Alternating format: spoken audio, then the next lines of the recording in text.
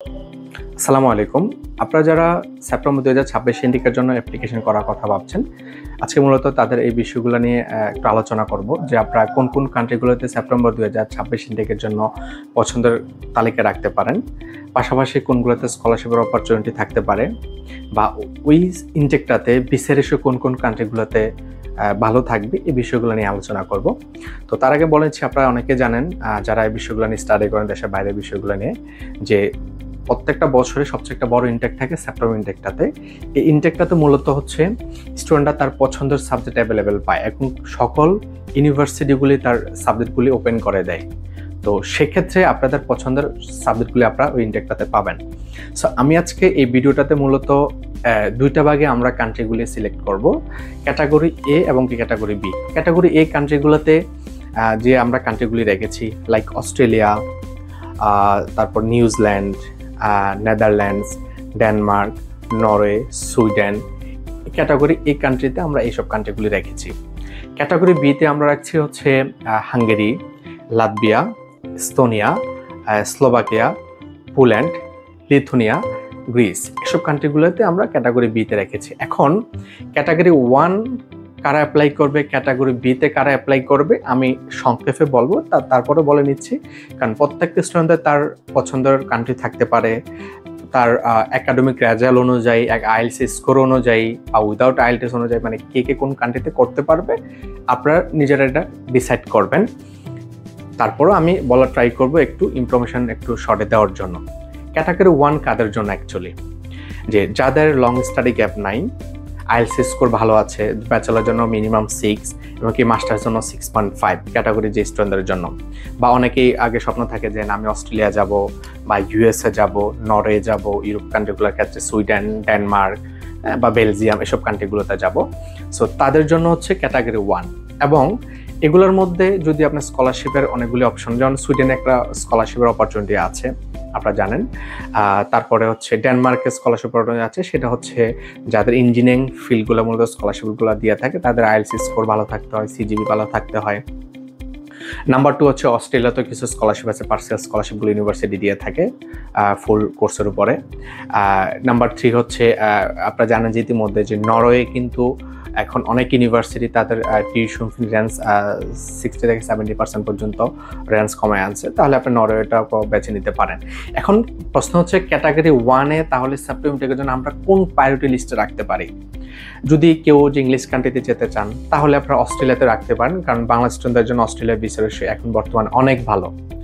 আর যদি বলেন যে আমি অস্ট্রেলিয়া ছাড়া অন্য কান্ট্রিতে, নিউজিল্যান্ডও ভিসা রেশিও ভালো, নিউজিল্যান্ডকে আপনারা রাখতে পারেন। আর ক্যানাডাতে যদি বলি ক্যাটাগরি ওয়ানে, ক্যানাডা আমরা আশা করছি 26 ইনটেকের জন্য ক্যানাডার ভিসা রেশিও একটু ভালো থাকবে, যেহেতু দীর্ঘদিন ক্যানাডার ভিসা রেশিওগুলো একটু খারাপ ছিল। আশা করছি সেপ্টেম্বর 2026 ইনটেকের ক্ষেত্রে বা যেটা নেক্সট ইনটেকের যেটা থাকবে, আশা করি ভালো থাকবে ভিসা রেশিও। আর ক্যাটাগরি এর ভিতরে যদি আমি ইউরোপ কান্ট্রিগুলোতে বলি, আপনারা ইউরোপ কান্ট্রি ক্যাটাগরি এর ভিতরে রাখতে পারেন, আপনার নরওয়েটাকে ফার্স্ট চয়েসে রাখতে পারেন, সেকেন্ড চয়েসে রাখতে পারেন, আপনার সুইডেন রাখতে পারেন, ডেনমার্ক রাখতে পারেন, এসব কান্ট্রিগুলো আপনারা নেদারল্যান্ডসে রাখতে পারেন। এসব কান্ট্রিগুলো ভিসা রেশিও ভালো, এবং কি এইসব কারা করতে পারবেন এটা আমি অলরেডি বলেছি। নাম্বার টু ক্যাটাগরি বি যে কান্ট্রিগুলি বলেছি, বি কান্ট্রিগুলো মূলত তাদের জন্য যাদের একাডেমিক রেজাল্ট একটু কম থাকে বা একটু স্টাডি গ্যাপ থাকে বা আইএলটিএসে মিনিমাম 5.5 থাকে, ব্যাচেলার কিংবা মাস্টার্স। কিছু কিছু ক্ষেত্রে ওই ক্যাটাগরি বি এর যে কান্ট্রিগুলি আছে এগুলোর ক্ষেত্রে আইএলটিএস 6 এর প্রয়োজন হয়। যদি আমি এক্সাম্পল হিসাবে দেই, এস্তোনিয়াতে আইএলটিএস 6 ছাড়া আসলে করা যায় না, কিছু ইউনিভার্সিটি আছে জাস্ট 5.5 দিয়ে করা যায়। তারপরে যদি লাতভিয়া, এখন অনেক ইউনিভার্সিটি আছে আইএলটিএস 6 দিয়ে করতে হয়। সো এরপর কিছু কিছু আছে যে এর মধ্যে লাইক উইদাউট আইএলটিএস আপনারা হাঙ্গেরিতে করতে পারেন, পোল্যান্ডে অ্যাপ্লিকেশন করতে পারবেন উইদাউট আইএলটিএসে। সো এই বিষয়গুলা এখন ক্যাটাগরি বি এর ভিতরে যে কান্ট্রিগুলোতে মূলত ভিসা রেশিও ভালো, আমি এটার সিরিয়াল যদি আপনাদেরকে একটু বলি, আপনারা ফার্স্ট চয়েসে রাখতে পারেন লাতভিয়া রাখতে পারেন, এস্তোনিয়া রাখতে পারেন, স্লোভাকিয়া রাখতে পারেন, ভিসা রেশিও ভালো। এর মধ্যে হাঙ্গেরি রাখতে পারেন ক্যাটাগরি বি এর যে কান্ট্রিগুলি।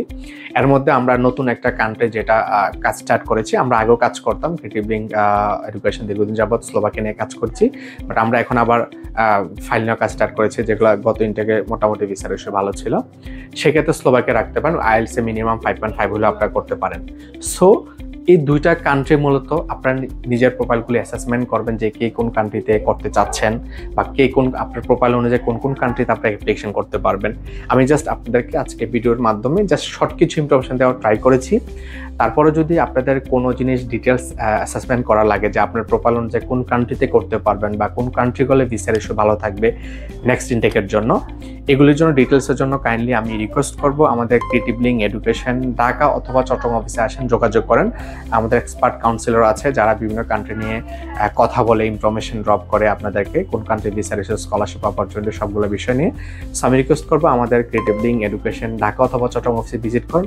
আশা করছি আপনাদের কাঙ্ক্ষিত যে ইনফরমেশনগুলি প্রয়োজন, হোক স্কলারশিপের ক্ষেত্রে, হোক আপনার কোন কান্ট্রি ভিসার ইস্যুর ক্ষেত্রে বা কোন কোন ল্যাকিংসের ক্ষেত্রে যে আপনার ভিসা পাওয়ার জন্য মানে আপনার সুবিধা হবে কোন ডকুমেন্টসের ক্ষেত্রে, এগুলো সব ধরনের সুযোগ সুবিধা আপনি ইনফরমেশনগুলো তথ্য পাবেন।